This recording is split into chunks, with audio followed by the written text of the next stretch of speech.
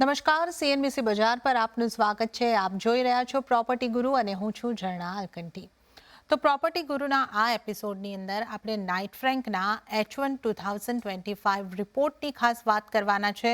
આ રિપોર્ટની અંદર real estate માટે, ખાસ કરીને રેસિડેન્શિયલ માટે અને ઓફિસ સેક્ટર માટે કઈ રીતના આ 2025ના વર્ષના પહેલા 6 મહિના રહ્યા છે એની ઇન ડિટેલ વાત કરવામાં આવી છે. તો આ રિપોર્ટને આપણે ડિટેલમાં સમજીશું અને આ માટે આપણી સાથે જોડાઈ ગયા છે नाइट बैंक इंडिया ना नेशनल डायरेक्टर रिसर्च विवेक राठी। विवेक जी, आपका स्वागत है सीएनबीसी बाजार पर। और आपके H1 जो रिपोर्ट है उसकी हम खास बात करेंगे। रेसिडेंशियल से पहले शुरू करते हैं। H1 2025 रेसिडेंशियल के लिए कैसा रहा है in terms of sales, launch, और किस तरीके का रुझान इस बार रहा है प्रीमियम और अल्ट्रा प्रीमियम सेगमेंट में? जैसे ये रिपोर्ट में पढ़ रही थी तो काफ़ी ज़्यादा बढ़ोतरी हुई है सेल्स में, और अफोर्डेबल पीछे जाता हुआ हमें दिख रहा है। किस तरीके के फाइंडिंग्स है और किस इसके रीजंस आप क्या देख रहे हैं? जी ज़रना, चर्चा की शुरुआत करने के पहले मैं सीएनबीसी बाज़ार और प्रॉपर्टी गुरु की टीम को बहुत शुभकामनाएँ देना चाहूँगा। 11 वर्ष कंप्लीट किए हैं आपकी टीम ने, बहुत ही बढ़िया काम कर रहे हैं। इस सेक्टर में अवेयरनेस लाने की बहुत ज़रूरत है, ख़ास करके डेटा और क्या मार्केट ट्रेंड्स चल रहे हैं, ऑन ग्राउंड क्या हो रहा है, आप लोगों ने बखूबी इसे किया है, सो शुभकामनाएँ। आपके सवाल पे आता हूँ मैं। आपने बात की रेज़िडेंशियल सेक्टर की। सो जैसे पहली जो 6 महीने का पीरियड है H1 2025, जहाँ पे हमने इस इन 8 शहरों का मुआयना किया। यहाँ पे हमने देखा ये कि ओवरऑल मार्केट एक स्टेबल पोज़ीशन पर है। लास्ट 5 सालों से हम हाउसिंग मार्केट की तेज़ी की साइकिल में हैं। ये 5वाँ साल है कोविड में 2020 से हर साल ग्रोथ बरकरार रही, ग्रोथ की दर ज़रूर कम हुई है। इस साल हमने ये देखा कि ओवरऑल लेवल पर 2% की कमी रही है ग्रोथ में। लेकिन जैसे मैंने कहा कि हम अभी भी इन्हें एक स्टेबल लेवल मानते हैं, मिक्स्ड सिग्नल है ओवरऑल लेवल पे। लेकिन जब हम अंडरलाइंग ट्रेंड्स में जाते हैं, तो जो एक ट्रेंड लास्ट 3 से 4 सालों में उभर कर आया है, जहाँ पर कि अफोर्डेबल सेगमेंट है, वो नीचे चला जा रहा है, और जो प्रीमियम सेगमेंट है, उसमें रफ्तार बरकरार है। प्रीमियम सेगमेंट में इस बार भी H1 2025 में भी हमने ग्रोथ देखी है, और ये केवल एक शहर या 2 शहर का मुद्दा नहीं है। पूरे देश भर में ये जो बड़े शहर हैं, यहाँ सब में हमने इस सेगमेंट में ग्रोथ जारी देखी है। ओके, तो आ 6 મહિનાની અંદર પણ આપણે જે રીતે વિવેકજી આગળથી જણાવ્યું, આ રિપોર્ટમાં જે રીતે ફાઇન્ડિંગ્સ આપણને આવતા જોવા મળ્યા છે કે પ્રીમિયમ સેગમેન્ટ અને અલ્ટ્રા પ્રીમિયમ સેગમેન્ટમાં સારી ખરીદારી, સારા લોન્ચ અહીંયા આગળથી થતા દેખાઈ રહ્યા છે. અફોર્ડેબલ સેગમેન્ટ થોડું પાછળ પડતું આપણને જોવા મળ્યું છે, પણ રિયલ એસ્ટેટની અપસાઇકલ 5 વર્ષથી ચાલુ છે અને આગળ પણ કન્ટિન્યુ થતી જોવા મળી રહી છે.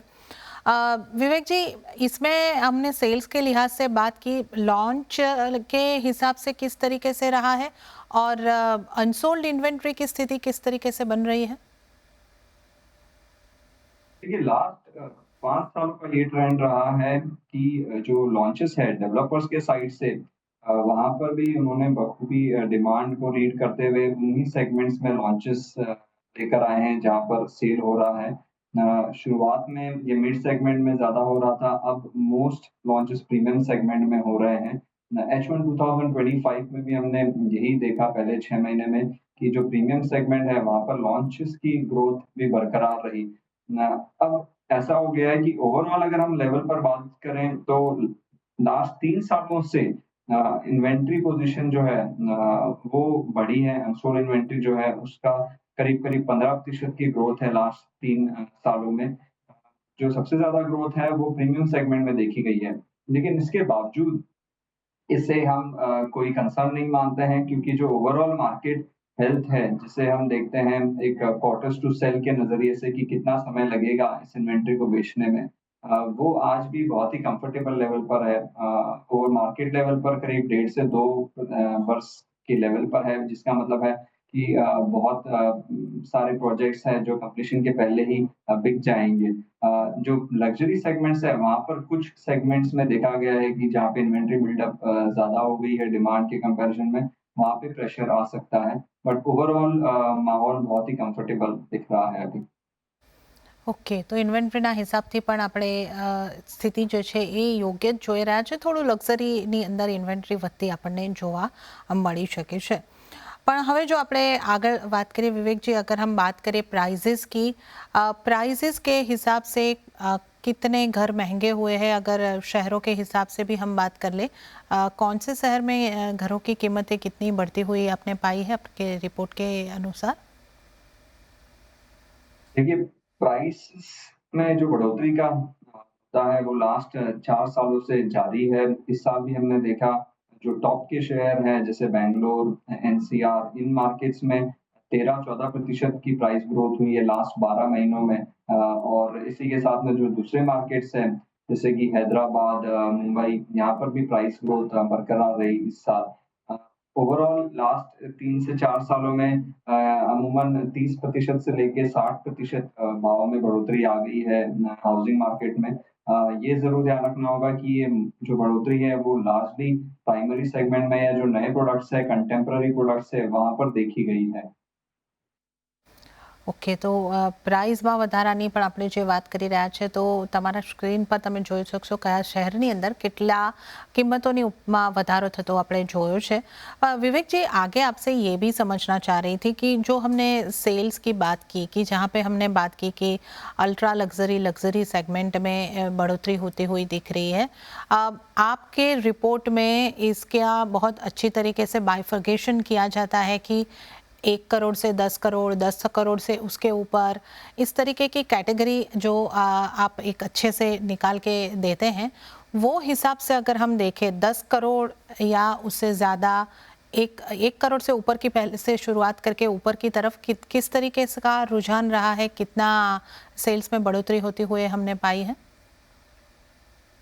देखिए, जैसे मैंने बताया ये जो हाउसिंग मार्केट की अपसाइकिल है ये 5 वर्षों से शुरू है और ये ज़्यादा से ज़्यादा कॉन्संट्रेट अब प्रीमियम सेगमेंट्स में हो गई है। 2018 में और 2024 में 2018 में और 2025 में आज पहले 6 महीने में अगर हम कंपेयर करें तो मार्केट स्ट्रक्चर ऐसा हो गया है कि पहले अगर 3 सेगमेंट्स की बात करें 50 लाख से कम के जो मकान हैं, 50 लाख से 1 करोड़ के जो मकान है दूसरे सेगमेंट में और तीसरे सेगमेंट में 1 करोड़ के ऊपर के जो हैं, वहाँ पर मार्केट स्ट्रक्चर ऐसा था कि सबसे ज़्यादा अपार्टमेंट्स जो बिकते थे वो 50 लाख के नीचे बिकते थे 2018 में करीब 50%। 30% बिकते थे मिड सेगमेंट में और करीब 17-18% बिकते थे हाईएस्ट सेगमेंट में जो 1 करोड़ के ऊपर वाले हैं। लेकिन आज हम H1 2025 की जब बात करें तो ये कंप्लीटली चेंज हो चुका है। सबसे ज़्यादा करीब 45 से 50% अपार्टमेंट्स अब हायर सेगमेंट में बिक रहे हैं, जो 1 करोड़ के ऊपर का लेवल है इस रिपोर्ट में जो हमने देखा है। उसके बाद में मिड सेगमेंट में करीब 30% बिक रहे हैं और जो सबसे सस्ता सेगमेंट है 50 लाख तक का, वहाँ पर डिमांड शेयर का केवल 20% के आसपास रह गई है। तो मेन कारण यही है कि जो ग्रोथ है इस 5वें साल में भी प्रीमियम सेगमेंट्स में जारी है और ये जो लेवल्स है प्रीमियमनेस का, कुछ सिटीज़ में वो 1 करोड़ का लेवल है, कहीं पे 2 करोड़ है, कहीं पे 5 करोड़ और 10 करोड़ का लेवल है। तो अक्रॉस डिपेंडिंग ऑन कौन सी सिटी की हम बात करें, सबसे ज़्यादा ये जो प्रीमियम का माहौल है पार्टिकुलरली 10 करोड़ के ऊपर वाली प्रॉपर्टीज़ का वो एनसीआर, बैंगलोर, मुंबई, हैदराबाद इन शहरों में ज़्यादा रफ्तार पकड़ते हुए दिखा है और ये जो ट्रेंड है ये जारी है अभी भी। ઓકે તો અહીંયા આગળથી આપણે જે રીતે જોયું કે જે અલ્ટ્રા પ્રીમિયમ પ્રોપર્ટીઝ છે એમાં વેચાણ પણ વધતા દેખાયા છે અને એમાં પણ ખાસ કરીને જે કિંમતો વાઇઝ અહીંયા આગળથી જે સેગમેન્ટ છે એમાં ઊંચી કિંમતના ઘરો જે છે એ વધારે વધતા આપણને એમનો ગ્રોથ જે છે સેલ્સનો ગ્રોથ એ વધારે થતો જોવા મળ્યો છે. अहमदाबाद शहर की हम अगर इन डिटेल थोड़ी बात कर ले विवेक जी, अहमदाबाद में प्राइस वाइज तो हम देखें कोई कीमत की बढ़ोतरी नहीं दिखाई दी है, पर सेल्स के हिसाब से कैसा रहा है और ये 6 महीने अहमदाबाद के रेजिडेंशियल मार्केट के लिए कैसे रहे हैं? तो अहमदाबाद में भी जैसे लगभग हमने सिमिलर लेवल देखा है जो लास्ट ईयर इन 6 महीनों के पीरियड में हमने देखा था। और जैसे मैंने बताया कि ओवरऑल इंडिया लेवल पर भी करीब 2% की डीग्रोथ देखी है हमने हाउसिंग मार्केट में। तो अहमदाबाद भी स्टेबल रहा है। यहाँ पे सबसे ज़्यादा 50 लाख के नीचे के मकानों की बिक्री होते हुए दिखी। 50 लाख से 1 करोड़ दूसरा सबसे बड़ा सेगमेंट दिखा और 1 करोड़ के ऊपर शेयर कम है। कंपैरिज़न टू अदर मार्केट्स तो अहमदाबाद एक अफोर्डेबल मार्केट माना जाता है, इंफ्रास्ट्रक्चर बेहतर है। ख़ास फ़ायदा अहमदाबाद को लास्ट कुछ सालों में जो बढ़ती हुई एम्प्लॉयमेंट क्रिएशन और कमर्शियल एक्टिविटी जो है, उसके मद्देनज़र दिखा है। समझ में ये आता है कि ये जो अगर ट्रैक बरकरार रहेगा कमर्शियल एक्टिविटी का, तो आने वाले समय में रेज़िडेंशियल को भी फ़ायदा होगा। ये जो फ़ायदे की हम बात कर रहे हैं, वो पर्टिकुलरली हम वॉल्यूम्स की बात कर रहे हैं। जैसे मैंने बताया कि अफ़ोर्डेबल मार्केट रहा है भावों को लेकर के और ये अच्छी बात है। तो प्राइस ग्रोथ से ज़्यादा हम इसे वॉल्यूम के आंकड़े पर मापेंगे और वहाँ पर ये इम्प्रूव होते हुए ही दिखता है। ઓકે તો સેલ્સ વોલ્યુમમાં અહીં આગળ અમદાવાદમાં આપણને સારો વધારો જોવા મળ્યો છે અને એના કારણોની પણ આપણે અહીં આગળથી વાત કરી વિવેકજી आपने अफोर्डेबिलिटी की भी बात की क्या इस साल जो रेट कट की हमने शुरुआत होते हुए देखी है और पिछला तो एक बड़ा रेट कट आया था अफोर्डेबिलिटी बढ़ रही है और आपके रिपोर्ट में शहरों की अफोर्डेबिलिटी की भी बात है तो उसके भी क्या फाइंडिंग्स रहे हैं। देखिए, अफ़ोर्डेबिलिटी की जब हम बात कर रहे हैं, तो हम पर्टिकुलरली बात कर रहे हैं इनकम लेड अफ़ोर्डेबिलिटी की या इनकम के बेस पे जो अफ़ोर्डेबिलिटी आती है। सबसे ज़्यादा इसके मायने होते हैं लोअर और मिड सेगमेंट्स में। हायर सेगमेंट्स में भी होते हैं लेकिन कम होते हैं क्योंकि वहाँ पे वेल्थ इफ़ेक्ट का ज़्यादा बड़ा रोल होता है। जो आदमी 5, 10 और 20 करोड़ रुपए की प्रॉपर्टी खरीदता है, उसके लिए उसकी वेल्थ का एक बहुत अहम रोल रहता है। लेकिन हम अफ़ोर्डेबिलिटी की बात करें, जैसे मैंने बताया कि लोअर और मिड सेगमेंट के लिए बहुत मायने रखता है इस ये फैक्टर और लास्ट 6 महीनों में ये जो पहले H1 2025 की बात है, यहाँ पे हमने देखा कि रेपो रेट जो है आरबीआई की तरफ से वहाँ पर 100 बेसिस पॉइंट की कटौती हुई। होम लोन की दरों में भी अमूमन 70 से 80 बेसिस पॉइंट्स रिडक्शन हुआ। तो हुआ ऐसा है कि अफ़ोर्डेबिलिटी में इम्प्रूवमेंट आया है, ज़रूर सारे ही शहरों में आया है। मुंबई में भी आया है, सभी मार्केट्स में आया है। एनसीआर में हमने अफ़ोर्डेबिलिटी इस 6 महीने में भी खराब होते हुए देखी क्योंकि वहाँ पे भावों की जो बढ़ोतरी है, वो काफ़ी हुई लास्ट 1 साल में भी।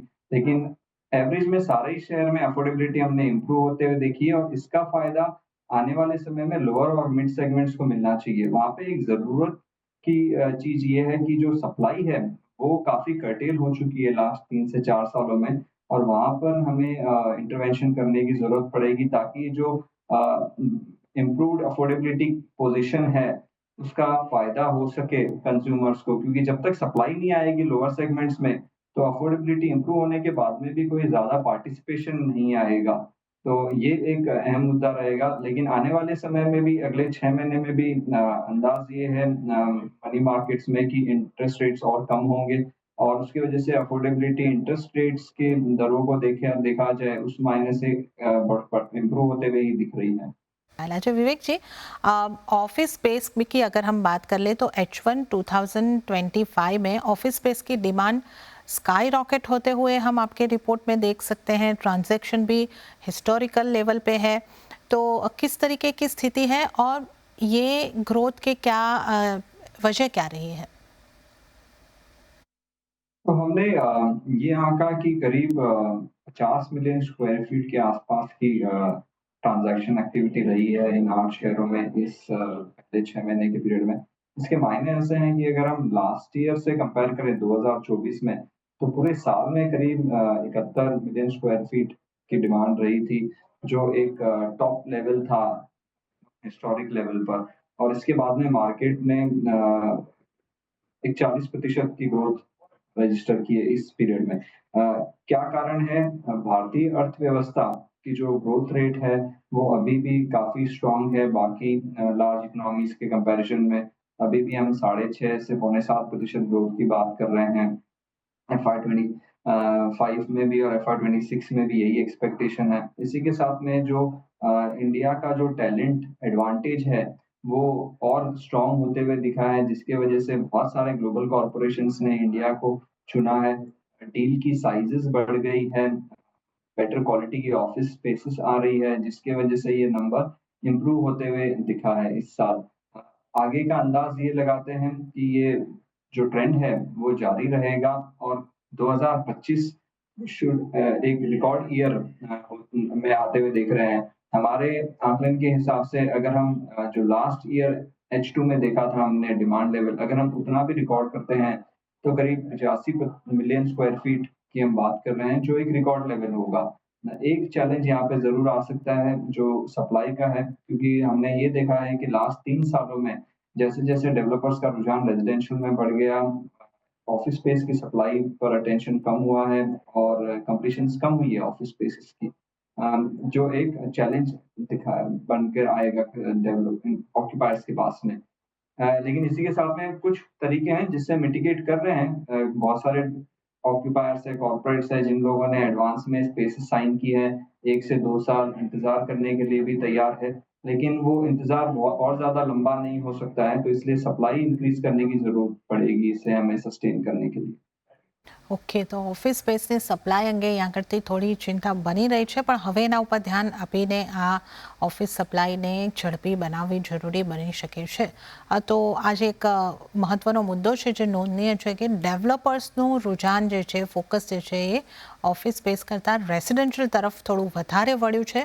ये एक चिंता यहाँ करती बनावी રહ્યું છે.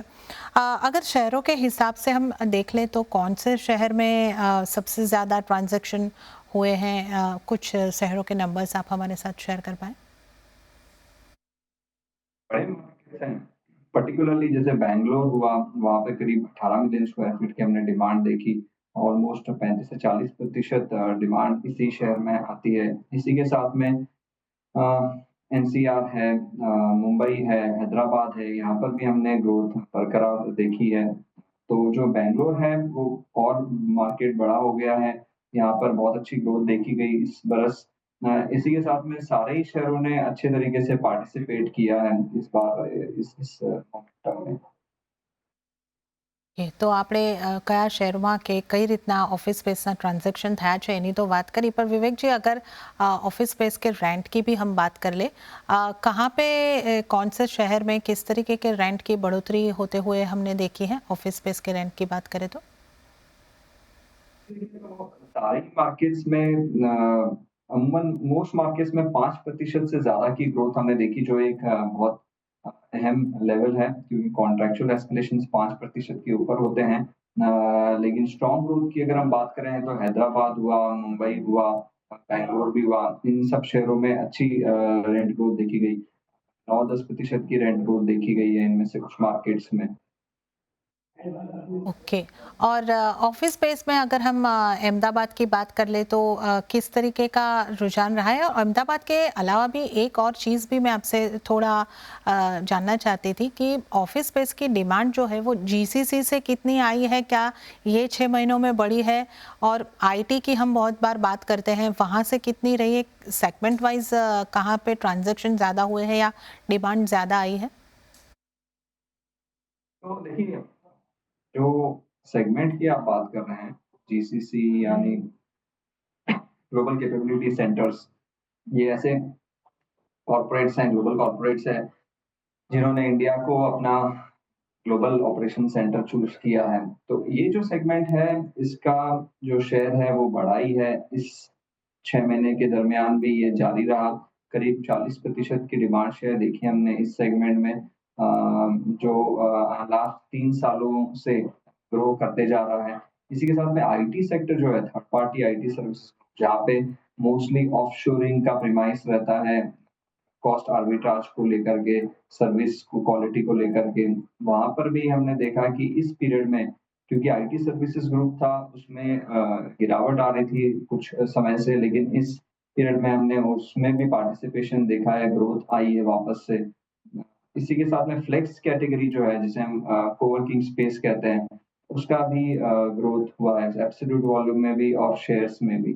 सो ये जो सेगमेंट्स हैं, इन सब ने पार्टिसिपेट किया है, जिस वजह से ट्रांज़ैक्शन एक्टिविटी इम्प्रूव हुई है इस 6 महीने के पीरियड में।